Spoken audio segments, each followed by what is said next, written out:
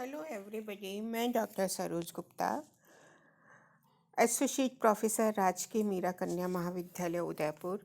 आज आपको इस द्वितीय वीडियो में भारत का इतिहास 1000 से 1707 ईस्वी के प्रथम टॉपिक भारतीय इतिहास को जानने के बारे में आगे बतलाऊंगी। पिछले वीडियो में मैंने आपको 10 इतिहासकारों के बारे में बतलाया था जिनका अध्ययन करने पर हमें भारतीय इतिहास को जानने में या मध्यकालीन भारतीय इतिहास को जानने में सहायता मिलती है। हमने फरिश्ता, मिन्हाजुद्दीन सिराज, अबुल फैजी, शेख अब्दुल, बदरुद्दीन सहन निजामी, फ़खरुद्दीन मुबारक शाह इत्यादि के बारे में अध्ययन किया कि इनकी पुस्तकें कौन सी थी और उनसे हमें क्या क्या सहायता अध्ययन करने में मिल सकती है। आज हम करेंगे मध्यकालीन भारत के प्रमुख इतिहासकार के बारे में अध्ययन। सबसे पहले हम देखेंगे अमीर खुसरो। अमीर खुसरो की खजाइन उल फुतह नामक एक रचना है। इसके अलावा उसने अन्य रचनाओं का भी वर्णन किया है और ये भारतीय इतिहास को जानने के बड़े ही उत्तम स्रोत हैं। खलजी वंश के शासन का इतिहास जानने में अमीर खुसरो द्वारा रचित मिफ्ता उल फुतूह, खजाइन उल फुतूह, देवल रानी, नुह सिपहर, तुगलकनामा नामक ग्रंथ उपयोगी हैं। ये सारे ग्रंथ अमीर खुसरो ने ही लिखे हैं। 1253 ईस्वी में अमीर खुसरो का जन्म उत्तर प्रदेश में इटावा जिले के पाटियाली नामक स्थान पर एक तुर्क परिवार में हुआ था। उसके पिता सैफुद्दीन महमूद सुल्तान नासिरुद्दीन महमूद के शासनकाल में भारत आकर बस गए थे। फारसी भाषा के अतिरिक्त अमीर खुसरो को हिंदी और उर्दू भाषाओं का भी ज्ञान था। उसके द्वारा रचित 92 साहित्यिक कृतियाँ या 92 साहित्यिक कृतियाँ, 5 दीवान, 6 उपन्यास तथा शेख निजामुद्दीन औलिया पर लिखी हुई कुछ रचनाएं हैं। सन 1290 में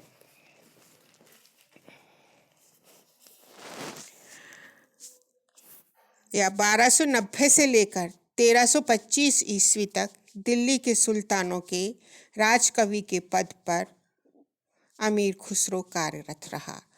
अमीर खुसरो की मृत्यु 1325 ईस्वी में हुई थी।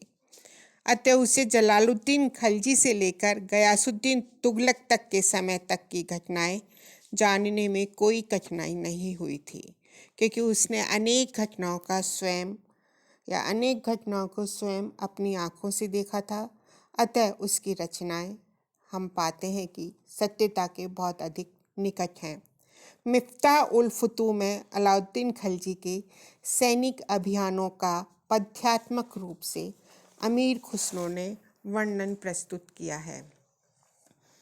अमीर खुसरो की दूसरी कृति थी खजाइन उल फुतूह, जिसे सबसे अधिक महत्व दिया जाता है। इस खजाइन उल फुतूह को तारीख़-ए-इलाही के नाम से भी जाना जाता है। इस ग्रंथ में अलाउद्दीन की उपलब्धियों तथा मंगोलों के आक्रमणों को रोकने के लिए किए गए उपायों का गद्य रूप में वर्णन किया गया है। दरबारी इतिहासकार होने के नाते अमीर खुसरो ने अपने संरक्षक अलाउद्दीन से संबंधित ऐसी घटनाओं का वर्णन नहीं किया है जो कि सुल्तान के चरित्र पर आक्षेप लगाती हों। उसने जलालुद्दीन खलजी की हत्या और मंगोलों के विरुद्ध अलाउद्दीन की पराजयों का भी उल्लेख नहीं किया है। इसके विपरीत अपने संरक्षकों की उपलब्धियों का वर्णन करते समय अतिशयोक्ति से उसने काम लिया है। उसकी इस रचना में क्रमबद्धता का अभाव है तथा अनेक घटनाओं का वर्णन अत्यंत अलंकृत व काव्यमय शैली में किया गया है। अतः उसकी इस रचना का अध्ययन बड़ी सावधानी के साथ में इतिहासकारों को करना चाहिए। देवल रानी ने अलाउद्दीन खलजी द्वारा देवगिरी की विजय और खिज्र खां का देवल देवी से प्रेम विवाह का वर्णन है। नूहे सिपिहर एक मसनवी है जिसमें भारत की भूमि, आकाश, जलवायु के वर्णन के साथ खलजी वंश के पतन के कारणों पर भी प्रकाश डाला गया है। तुगलक वंश का प्रारंभिक इतिहास जानने के लिए तुगलकनामा एक महत्वपूर्ण ग्रंथ है। इसमें गयासुद्दीन तुगलक के शासनकाल का वर्णन किया गया है। तो हम देखते हैं कि अमीर खुसरो द्वारा रचित इन सभी पुस्तकों से हमें मध्यकालीन भारतीय इतिहास के बारे में पूरी जानकारी प्राप्त होती है। मुख्य रूप से जलालुद्दीन खलजी से लेकर के गयासुद्दीन तुगलक के शासनकाल तक के विषय में हमें काफ़ी कुछ पता चलता है। नेक्स्ट है आपके तारीख ए फिरोज शाही पुस्तक। इसके लेखक जियाउद्दीन बर्नी हैं। जियाउद्दीन बर्नी का जन्म 1285 ईस्वी में बुलंदशहर जिले में बरान नामक स्थान पर एक संपन्न परिवार में हुआ था। उसके पिता और चाचा उच्च सरकारी पदों पर आसीन थे तथा राज दरबार से उनका घनिष्ठ संपर्क था। बर्नी की शिक्षा दिल्ली में हुई, अतः उसे राज दरबारियों तथा विद्वानों के संपर्क में आने का अवसर मिला था। उसे मोहम्मद बिन तुगलक का विशेष संरक्षण मिला था। उसकी विद्वता के कारण मोहम्मद बिन तुगलक उसे सम्मान की दृष्टि से देखता था। मोहम्मद बिन तुगलक की मृत्यु के बाद दरबारी षड्यंत्रों के कारण उसे विपत्तियों का सामना करना पड़ा था, परंतु फिरोज तुगलक ने उसकी रक्षा की। तारीख फिरोज शाही में बलबन के शासनकाल के आरंभ से फिरोज तुगलक के शासनकाल के आरंभ के 6 वर्षों तक का अध्ययन हमें प्राप्त होता है। बर्नी एक उच्च कोटि का इतिहासकार था। उसने लिखा है कि एक इतिहासकार को सदैव सत्यनिष्ठ होना चाहिए। उसके ग्रंथ को प्रामाणिक माना जाता है क्योंकि जिन सुल्तानों के विषय में बर्नी ने लिखा है उनमें से कुछ से वह स्वयं तथा कुछ अन्य की परिस्थितियों से वह पूरी तरह से वाकिफ था। यद्यपि कहीं कहीं पर इस ग्रंथ में अतिरंजना देखने को मिलती है, किंतु प्रमुखतः ये ग्रंथ सत्य पर आधारित प्रतीत होता है। यह ग्रंथ केवल विवरण के रूप में न होकर आलोचनात्मक और विश्लेषणात्मक भी है, क्योंकि इसमें उसने अपने स्वयं के विचारों को भी अभिव्यक्त किया है। इस ग्रंथ से खलजी और तुगलक वंश का लगभग 1 शताब्दी के इतिहास का ज्ञान हमें प्राप्त हो जाता है। इसमें अलाउद्दीन खलजी के राजस्व नियम और बाजार नियंत्रण के बारे में भी हमें पूरी सूचना प्राप्त होती है। इसके अतिरिक्त तत्कालीन कवियों और संतों का परिचय भी प्राप्त हो जाता है।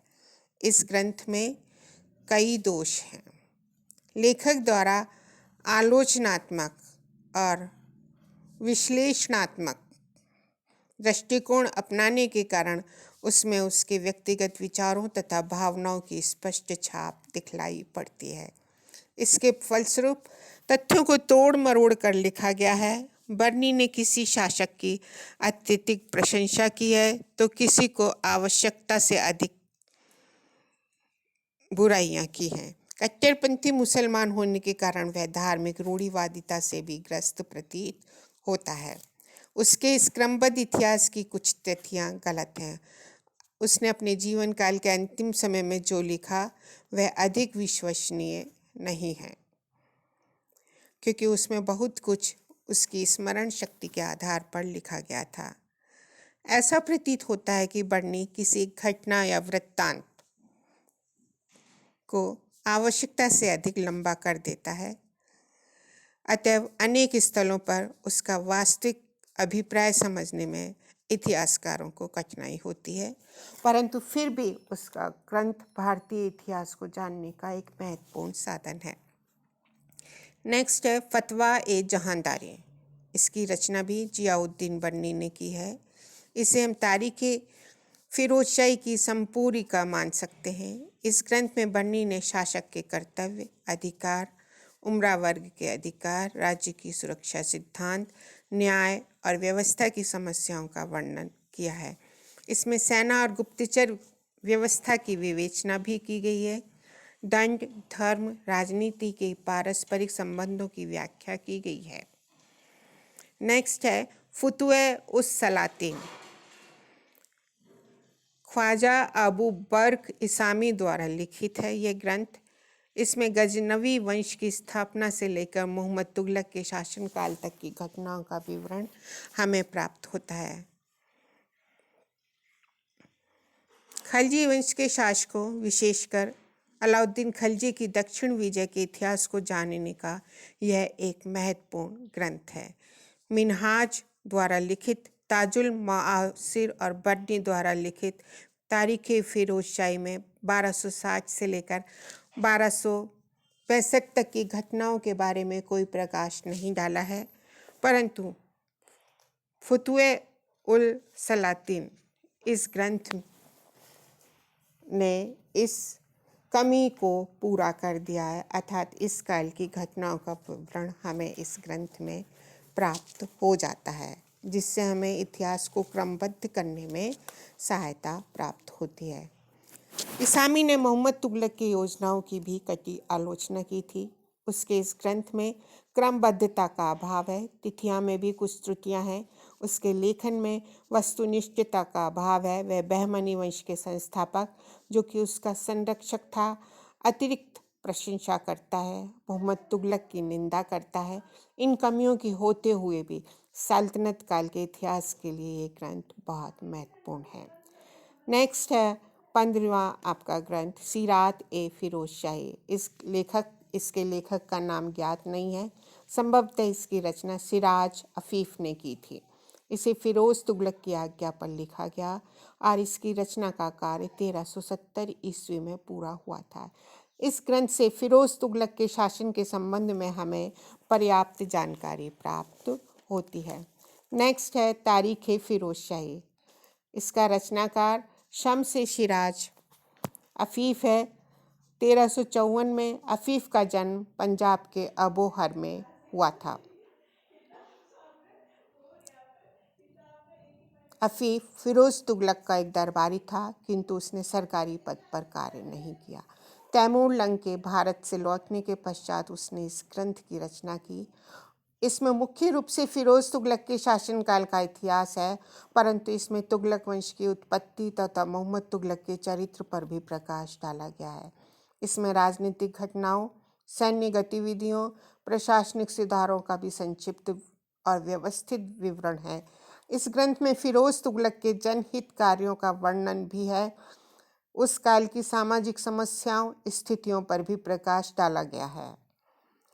लेखक की शैली अलंकृत है, फिर भी तत्कालीन शासन व्यवस्था के बारे में हमें अच्छी जानकारी प्राप्त हो जाती है। 17वां ग्रंथ है मसालिक उल अबसार। लेखक शियाबुद्दीन अहमद यमनुकस का निवासी था। उसने भारत के विषय में अनेक ग्रंथ पढ़े थे और ऐसे व्यक्तियों से वार्तालाप किया था जो कि भारत से पूर्ण रूप से परिचित थे। इन व्यक्तियों में शेख मुबारक का नाम उल्लेखनीय है। इस ग्रंथ के 14 अध्यायों में भारत की तत्कालीन आर्थिक दशा और शासन व्यवस्था तथा सिंध की दशा पर अच्छा प्रकाश डाला है। कसायत, इसके लेखक बदुद्दीन चास थे। वह चाच का रहने वाला था।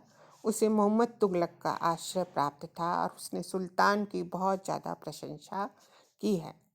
तारीख मुबारक शाही, यहा बिन अहमद सरहंदी ने इसकी रचना की और सैयद वंश के इतिहास को जानने का यह एकमात्र स्रोत है। इस लेखक को सरहिंदी को सैयद वंश के शासक मुबारक शाह का संरक्षण प्राप्त था। इसकी रचना 1434 से 1435 में की गई।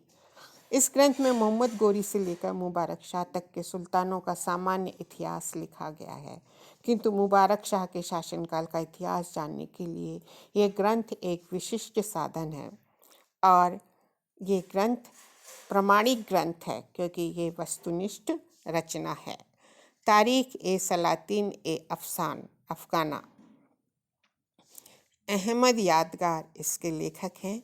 यह सूर वंश का एक पुराना सेवक था। उसके पिता बाबर के द्वितीय पुत्र अस्करी के गुजरात अभियान के समय वजीर के पद पर कार्यरत थे।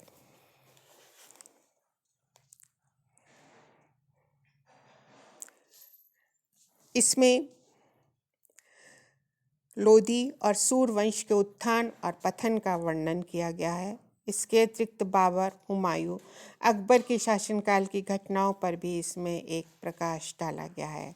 इस ग्रंथ का सबसे बड़ा दोष यह है कि इसमें वर्णित तिथियां संदिग्ध और अविश्वसनीय हैं। अहमद यादगार ने अफगान शासकों के संबंध में कई काल्पनिक कहानियों का वर्णन भी किया है। Thank you very much.